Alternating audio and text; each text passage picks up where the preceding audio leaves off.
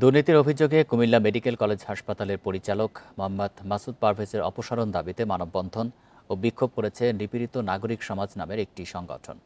এছাড়া কুমিল্লা ছাত্র জনতা ও সচেতন এলাকাবাসীর ব্যানারেও পরিচালক এবং তার প্রধান সহকারীর অপসারণ দাবি করেন তারা।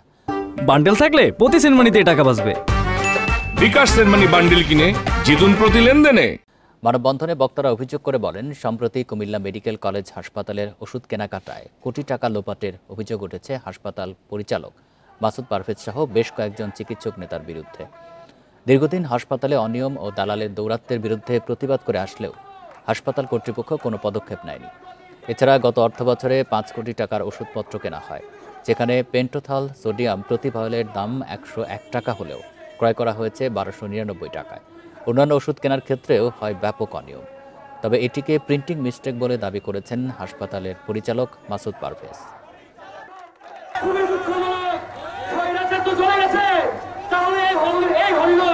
দুর্নীতি